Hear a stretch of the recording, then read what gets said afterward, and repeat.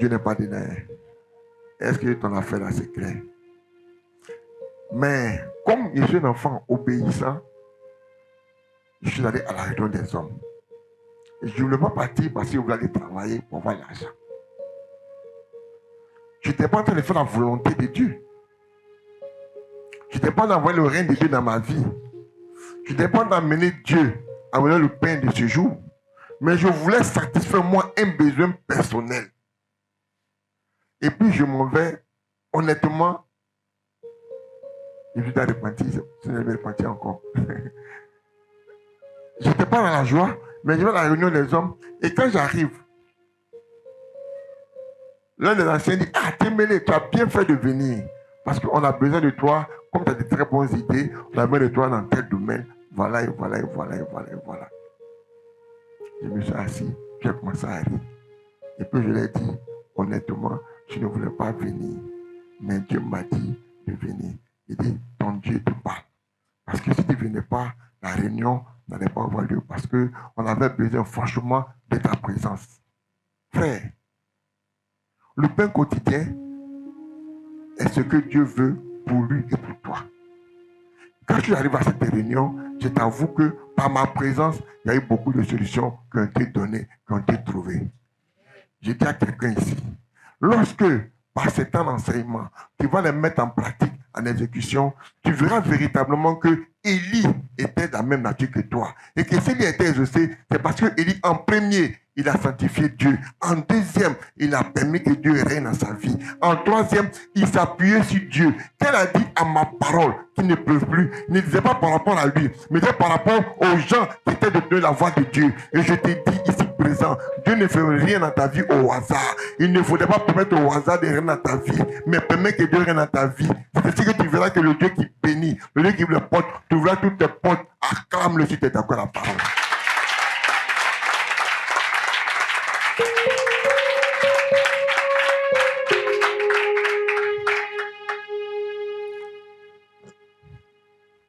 Dieu, il a toujours voulu que nous soyons prospères et que nous soyons bénis. Alors, pour finir, allons-y, verset 4. Verset 4, il dit, pourquoi nous avons levé?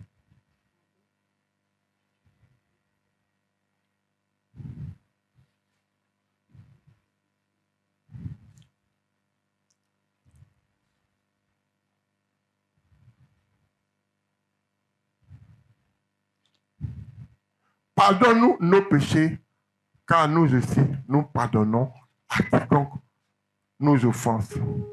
Et ne nous induis pas en tentation. Regardez. Un enfant de Dieu qui ne sait pas pardonner, il lui sera difficile d'être exaucé par Dieu. Tu n'as pas compris. I repeat. I say that.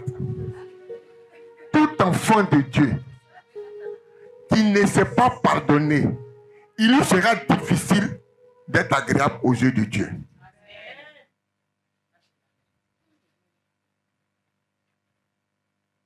Le commencement de tout exaucement des promesses de Dieu, c'est le pardon en soi. Pourquoi pardonnes-tu pas ceux qui t'ont fait du mal et puis veux-tu que Dieu Tout-Puissant te pardonne?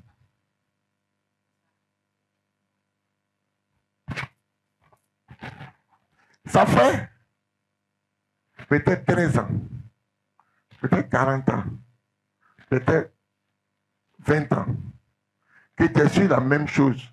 Dieu ne t'exauce pas.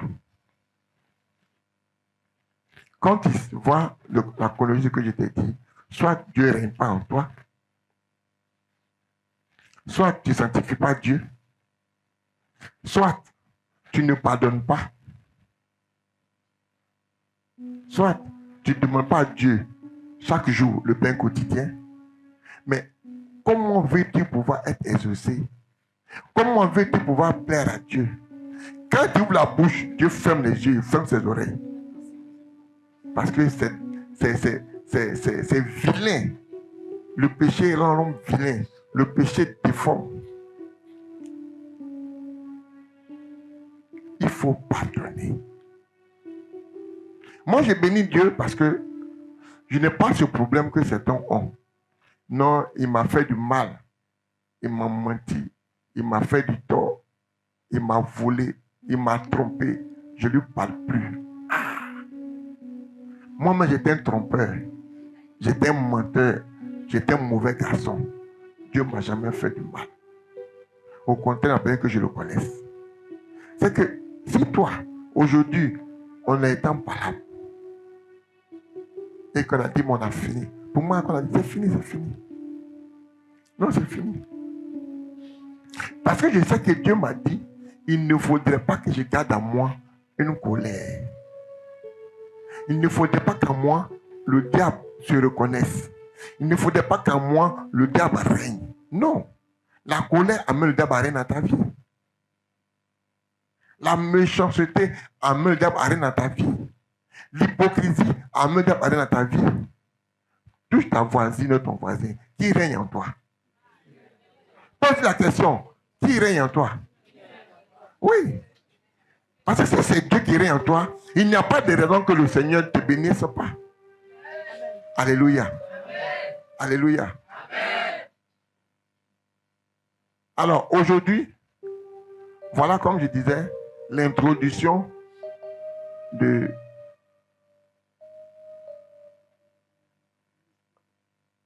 l'arbre de prière que nous allons voir durant tout le mois d'août.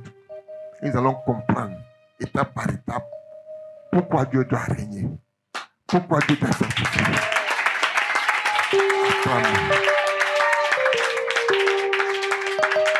Si le message t'a fait du bien, tu vas te lever, mets ta main sur ton cœur et dire au Seigneur que ce mois d'août qui t'amène à expérimenter tout ce que tu lui demanderas.